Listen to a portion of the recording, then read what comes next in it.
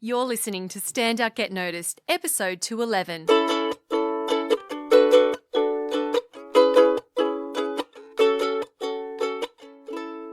Hello, Rockstar. Welcome to Stand Out Get Noticed.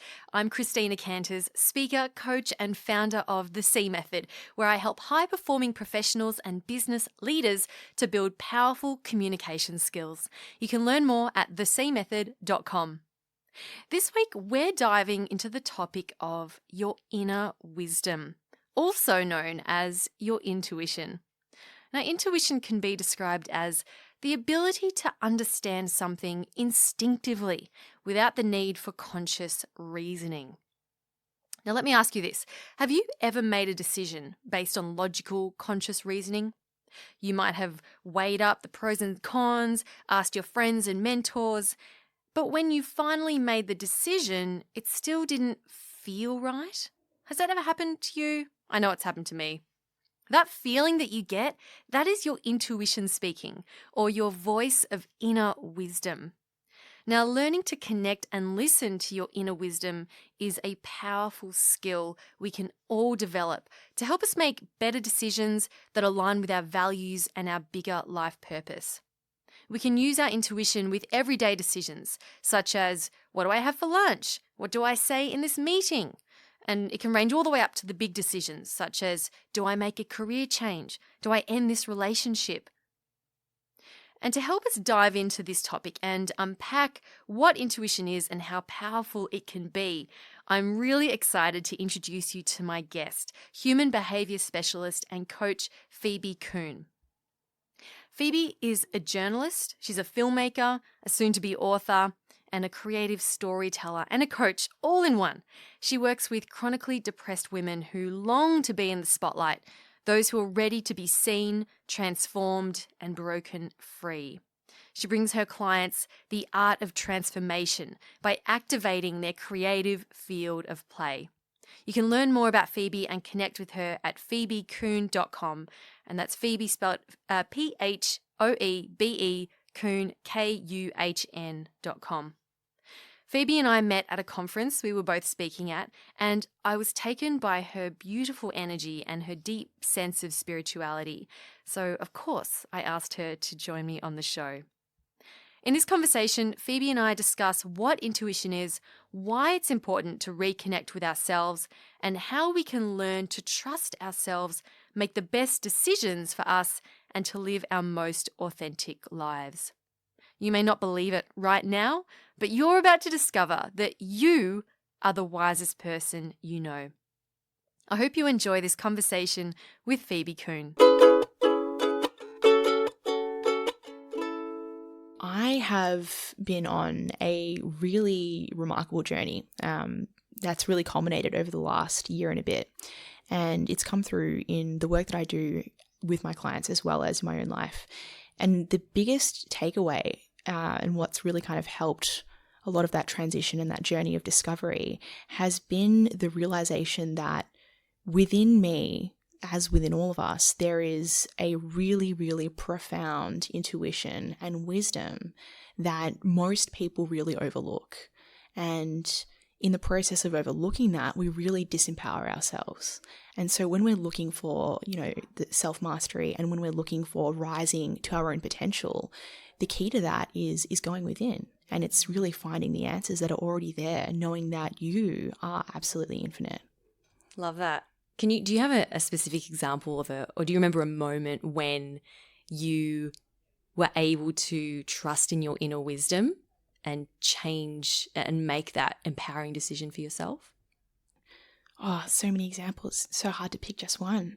I feel like, the biggest one was knowing when to leave my full-time job and go out on my own, which was very testing. And I think that's something that a lot of people sort of making that transition into entrepreneurship will experience, the doubt of, is this time and is this the right moment?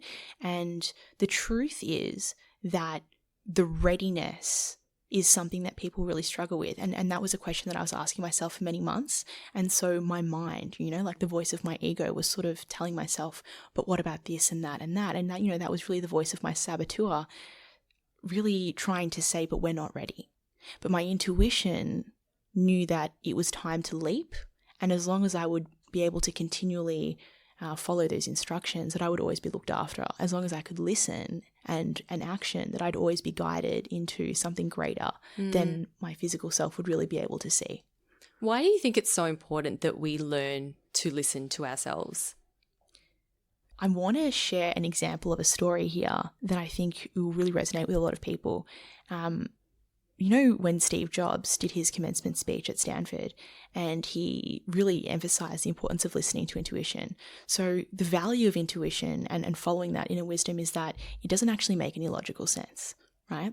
So if you look at where Steve Jobs was when he was in college and he'd failed and dropped out, but he was still living on campus and doing these things that really didn't make sense, the logical thing for him to do would have been to go home back to his parents and start maybe working a serving job or something administrative. But what he did instead was followed his intuition, which said, sleep on the floors, do what you can to stay here, go into these classes that you want to go into because you feel that this is right. And even if that doesn't logically mean that you go and become an illustrator, there's something here for you, follow it. And he did. And it was all of that sequence of events that led him down a path to what was absolutely visionary. And if we want to become visionary and if we want to access the highest potential for our lives, it is about blind trust and it is about blind faith, knowing that we're following that guidance and that we're true to that. Do you think that most of us have, or most people are living having lost that connection to themselves?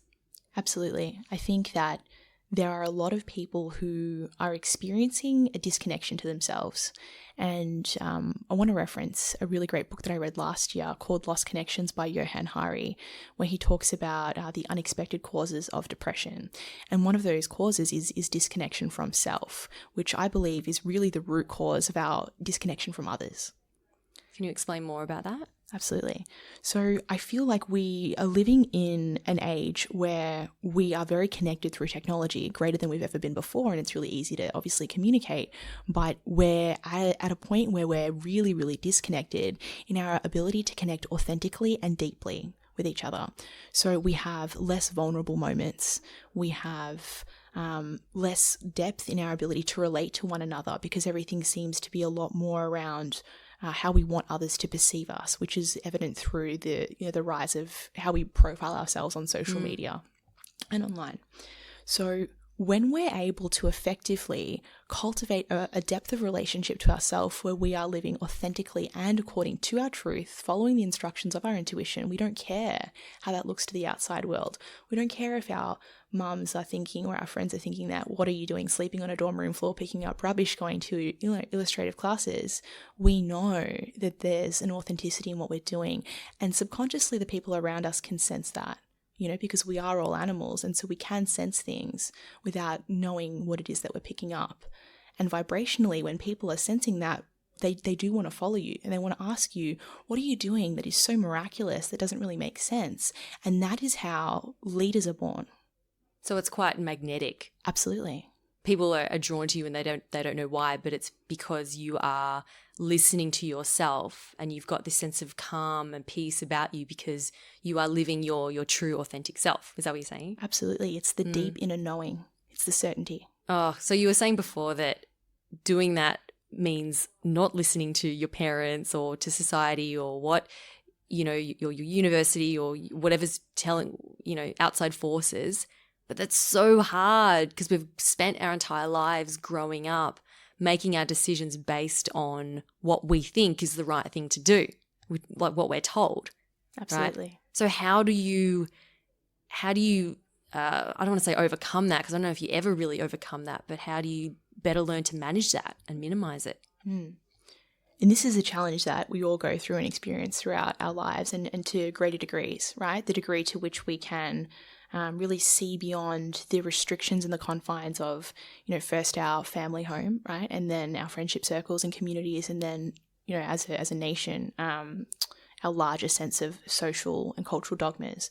So it is one of the greatest challenges that we have. And from my own personal experience, what has really helped me the most in the process of following my intuition and being able to see beyond that was really a process of finding the deep inner truth within that really shattered the illusions of, but I need you to accept me and I need your approval in order for me to proceed and go forwards, right? Because, the child within us, our inner children will often present a case or an idea to someone who we respect, who, is an esteemed colleague or mentor, and we look for approval before we can go forward. Because we have within us like this inbuilt sort of illusion that in order for us to move forward, we need the yes. You need permission from someone else Exactly. to do this thing. But as long as we're asking for permission, we're in that child state, which is a disempowered state. And so by accessing the part of you that is the empowered version, it's really the person who is absolutely certain about who they are. So the person who can stand in their vision and in their identity and say, this is who I am. I know who I am. I know what I believe in. I know what my vision is. I know what I stand for. And I will do anything to foster that no matter what. And the truth is that I don't actually need permission because paradoxically, in order for you to be a visionary, in order for you to stand up, people will need you to hold them to their truth and to set them free. And so they actually need you more than you need them. Wait, okay, so can you explain what you mean by that when you say to hold their truth and set them free? So what do you mean by that? So let's say that one of Steve Jobs' friends would have given him a bit of criticism and said, I think that you should just go home, or maybe you should try and enroll in something logical, like maybe a business course. That voice of criticism is coming from a place of them needing security and certainty because they're uncomfortable with his ability to live in the face of uncertainty. Okay, so can we pause there for a moment? So I think this is really important to touch on, in that if someone's criticizing you or trying to get you to go down the logical path, it's a reflection. So I'm, paraphrasing what you said. So it's a reflection of their own inability to trust themselves or to do what they really want to do. Is that what you're saying? Correct. So this is mirroring. So everything that we see in the world is a reflection of ourselves. Everything that we express is a projection of ourselves. And so quite often what we see and experience are people's projections of their own fears and insecurities. And if we entertain their fears and insecurities, we're not actually helping anyone. And if we want to be the visionaries that we dreamt of when we were children, if we want to live and access our limitless potential, what we need to do is hold ourselves to a higher standard and see that to set everyone else free, to empower others, what we really need to do is rise to the occasion and see beyond the limitations of others. It reminds me of that Marianne Williamson quote around, when we allow ourselves to shine, it gives others permission to do the same. And then we all shine bright together. That's it. That's absolutely it. I love that. Phoebe, I get asked a lot. So when I run my group programs, I'm working with groups of women, and it's the same when I work with my one-on-one clients. I get asked all the time, we'll have our coaching sessions and they'll come to the session with a question and say, Christina, I don't know what to do. My boss said this to me or this happened at work and I don't know what to do. What should I do? Or, Christina, I'm not feeling like this role is right for me. What do I do? And I always say to them, I can't tell you what to do because, I could, but you're equally, if not more, wise in terms of what's best for you. And what I try constantly is to help them to see that they themselves are the wisest person they know, that they can make these decisions themselves. Is this something that you've encountered with the work that you've done? Absolutely. So I'm in a really broad community of coaches, mentors, and kind of spiritual teachers. And the really great teachers, and, through studying as well as people that I've interacted with, always say that they guide you home to you. Because within you are all of the answers. And it's not about telling someone, this is your 4-step strategy or this is the 6-step approach to, how to scale a business or how to get to X, Y, Z. But it's really about teaching people how to connect with themselves because they do have the answer, because there is no one size fits all. There's something that is very unique to you that exists. You have a destiny, but only you can unlock that for yourself. Do you think people are a bit afraid to listen to themselves? Yeah. Like, what's the I feel like people would be like scared to see what's really in there. Yeah, there's definitely a lot of exploration required when we're discovering who we are and when we're discovering the depths of our true powers and potential. And I think that a lot of that really comes from, the fear of discovering what's in there. It really comes from a lot of the conditioning around, humanity, right? Where we're really brought up in a very specific way to do as we're told. These are the rules, these are the regulations, we must obey.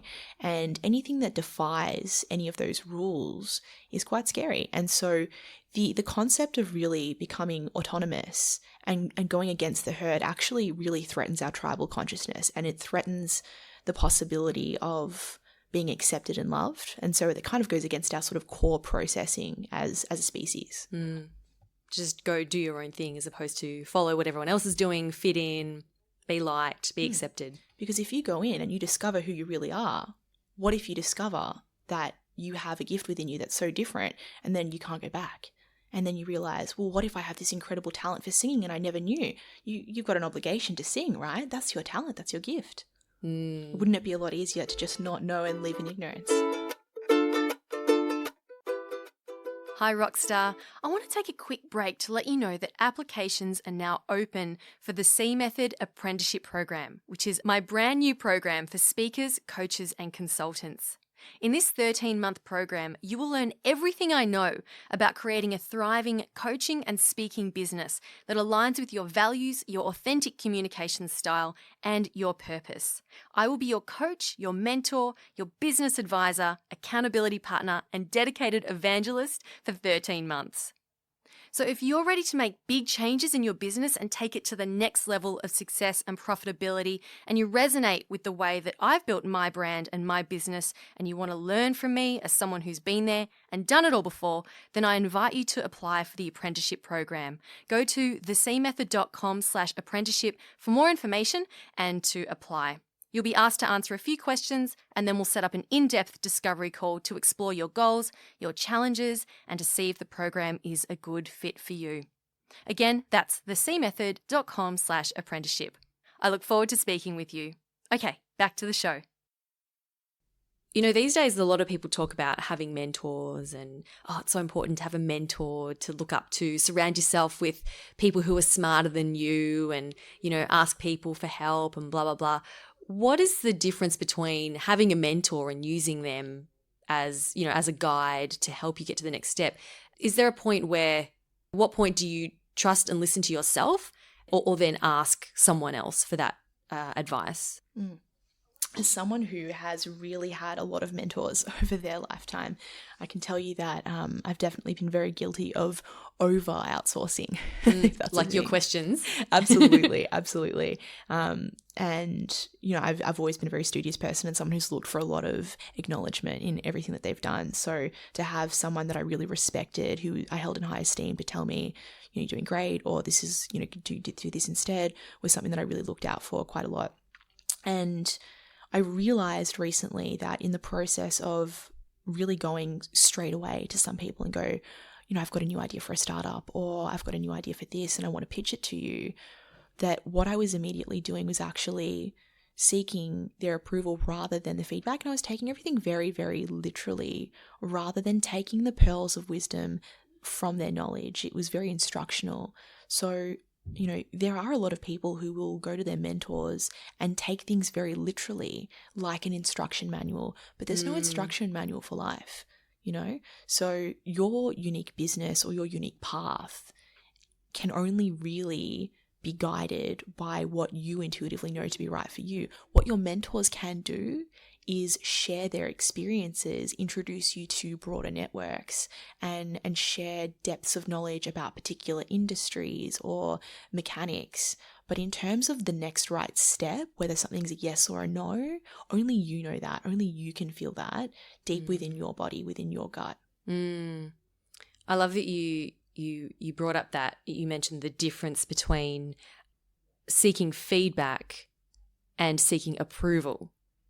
And I want to dive a little deeper into that because I believe that that's really important, because seeking feedback can can be disguised as, or seeking approval can be disguised as feedback. Where we go, oh, we're just asking for feedback. But in reality, we're just wanting to know that we're enough. Exactly. And that we're okay and worthy and we deserve to even be sharing this idea.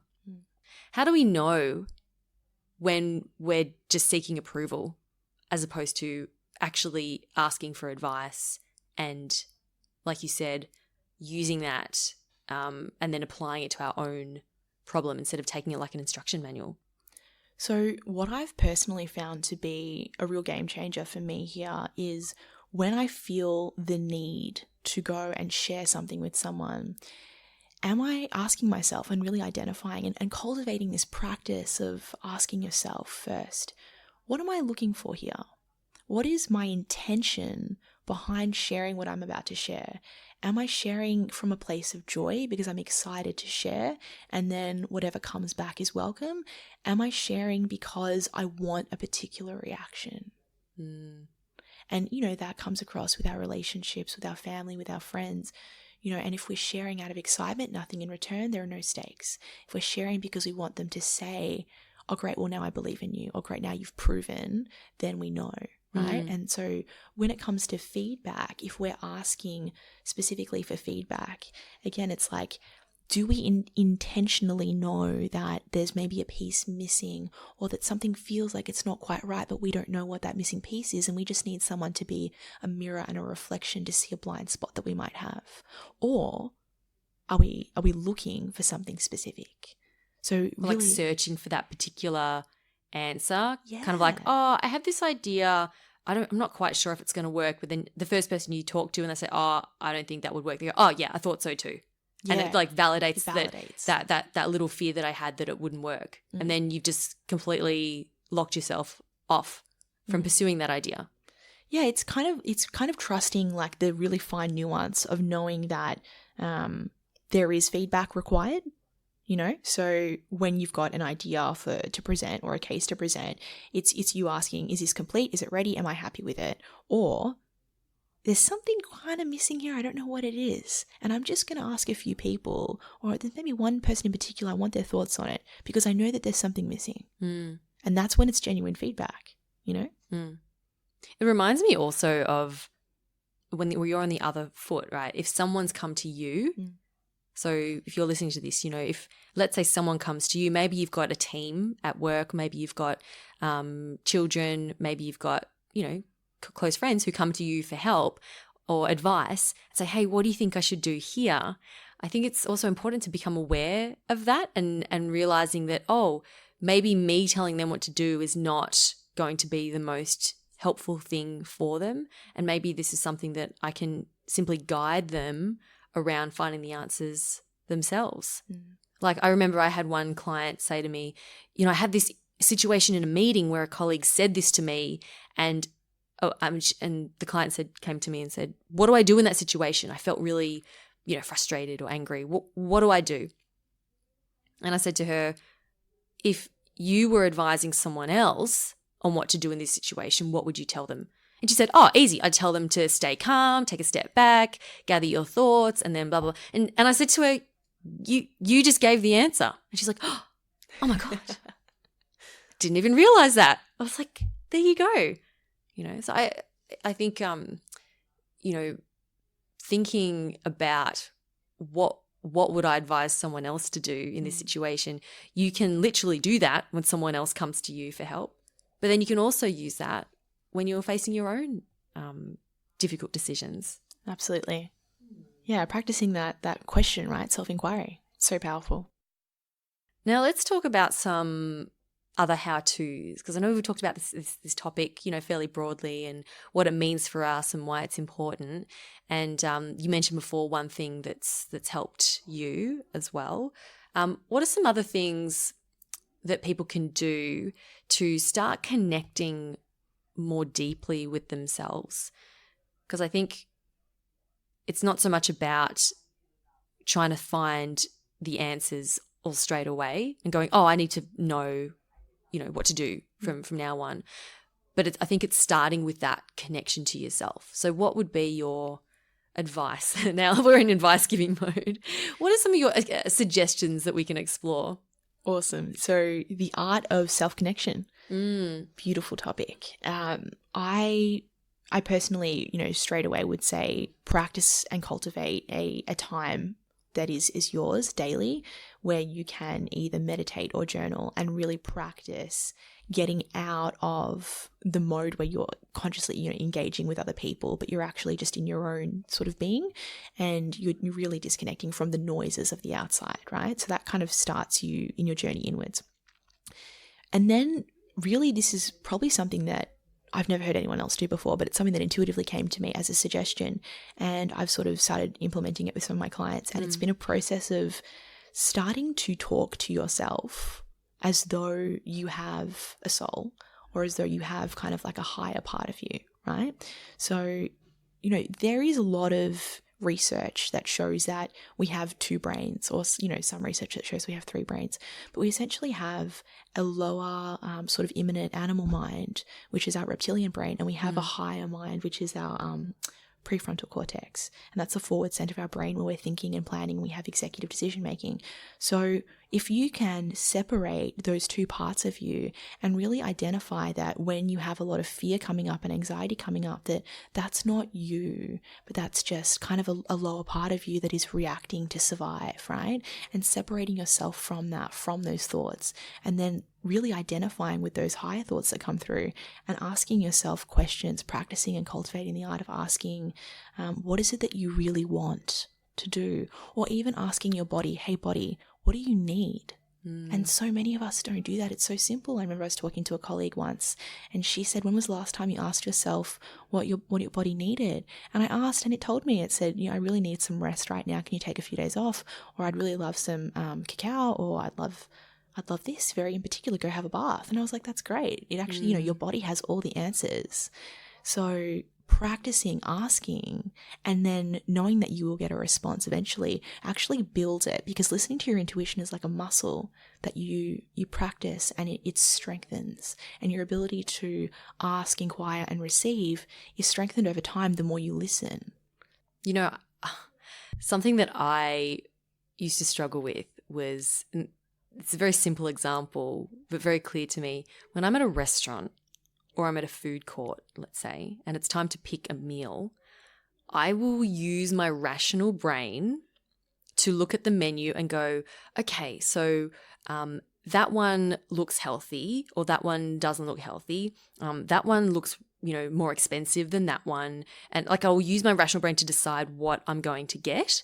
And then I would order that thing and the meal, and it would come out. And then I think, oh, I should have ordered the other thing. That's what I really wanted. And now what I try to do is I'll look at the menu and just try to connect with myself and go, what do I really feel like eating? What am I being drawn towards right now, rather than, oh, I had fish yesterday, so I shouldn't have fish again today. Or, oh, I'm trying to not eat carbs at night, so I won't get that one. So instead of trying to do that, yes, I'm trying to connect with myself. So it's a really simple example, and I'm still working on it, and sometimes I still get food envy from someone else. I go, oh, I wish I should have got that. But I believe that using your intuition with these small decisions then builds, like you're saying, that muscle. It builds, yeah, to make those big decisions. Because if you think about it, if you can't trust yourself, if you can't trust your intuition for what you really want to have for lunch, how could you possibly trust your intuition for a big decision? Like, do I end this relationship? Do I change jobs? Do I, where do I go on holiday next? You know what I mean? Absolutely. Yeah. Practicing the art of intuitive eating is a phenomenal place to start. It's those small daily decisions. What do you need? What do you really feel like? And that builds your trust within yourself, because your higher self knows that you're listening. Yes. And then you feel nourished, and then you feel full. Yes. So it's one of those things, it's small steps. So I think if you've been very disconnected to yourself for a long time, just to take those small steps, and I love what you said, Phoebe, about asking your body what it wants. And I think for many of us, and now like in Australia, we're going into winter, I think many people get run down, they get sick. And I know for many people, when they feel that sickness coming on, or they feel the tiredness, they don't stop. They keep going. So my challenge to everyone listening, especially if it's coming into winter now for you, is to, when you start to feel that chill or that tiredness or fatigue, to go to bed early. Don't go out for the drinks. Like, stay home, take care of yourself. And you never know, the cold may never come on. But if you push through it, you might get more sick than you were going to be in the first place. Yeah, there are always repercussions for not listening to yourself. Do you speak from experience on that one? Definitely. So a great way to think about it is, like, every time you're presented with an opportunity, and whether that's like I use the word opportunity because, I read this translation of the word crisis, the Chinese proverb. It's like, a crisis is an opportunity riding the dangerous wind. No, I haven't heard that one. Yeah, it's beautiful because that's cool. It's kind of like an opportunity gone wrong, right? It's just depends on the way that you look at it and the way that you can learn from it. So let's say we're presented with an opportunity where our body's giving us feedback, and it's sort of signifying that we might need more rest, or we might need more of a particular type of food, and we're ignoring that. We're trying to push through it. I don't need water. No, I'm good, I'm fine. Then what happens is the body then descends into illness, right? But it told you, it gave you some warning signs earlier on that you just didn't listen to. And, we see that a lot with work. We know that we're starting to come down with something, and that's a great example of your intuition telling you your body needs something in particular. Or another great example is when we're holding back from expressing and speaking our truth, and something that we will feel very strongly about. And that's, when I say our truth, I mean really something that you just believe in, right? And that's authentic to you and your values, and you go against your values. And then you have this really terrible feeling that sinks in the pit of your stomach, and you'd wish you'd spoken up, right? And so then there are always a series of repercussions after that, like missed opportunities. And then, things kind of spiral, whereas it would have been so much easier for you if you just leant into the resistance and did the thing that was a little bit scary that you knew that you were supposed to say. I'm sure there's many people listening to this who have gone through that at some point or another, of not speaking up, let's say in a meeting, or going for that opportunity that's presented to them at work, when deep down they knew that they were the best one for the job, let's say, but their rational brain was saying, oh, but you're this or you're that, you're not as experienced as them, or you don't have this, you don't have that. So I really hope that people can take this on board. So Phoebe, it's been so wonderful chatting with you, and I really appreciate you sharing your inner wisdom with us today. Can you share with us more about the work that you do? Who do you work with, and where can people connect with you? Thanks, Christina. So I am a human behaviour specialist, and I do a lot of facilitation and one-on-one client work with mainly women, but anyone who really is experiencing challenges and struggle, and they're looking to kind of overcome and break through and transform a lot of those struggles to really realise and actualise their full potential. So one of my gifts is really being able to see that kind of hidden genius and potential within people that they might not be able to see, and being able to hold them accountable to that genius that really is absolutely dying and screaming to be set free. So, some of my favorite clients have been the ones that really wanted to go beyond what was totally a normal, regular goal and really create something absolutely visionary. And I love working with the people who know that they have that within them and that trust me to be able to bring that out in them. Yeah, and to connect with me, best place would be Facebook and Instagram or LinkedIn, and the name of my business is just my personal name, so that's Phoebe Kuhn. And yeah, I'm also working on a book which hopefully will be ready by the end of the year, and it is very much around following intuition and about claiming your destiny.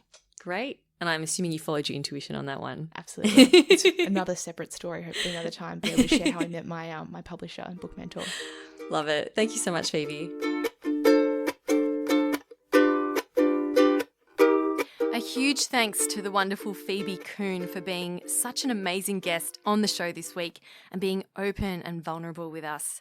You can find out more about what she does at phoebekuhn.com or visit the show notes at thecmethod.com/211. And that link is in the description of this podcast in your app.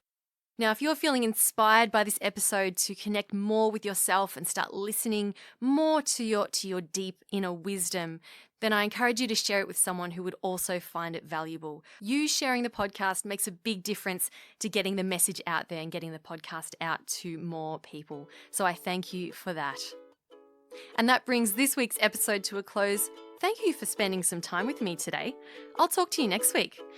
I'm Christina Canters, and this has been Stand Out, Get Noticed.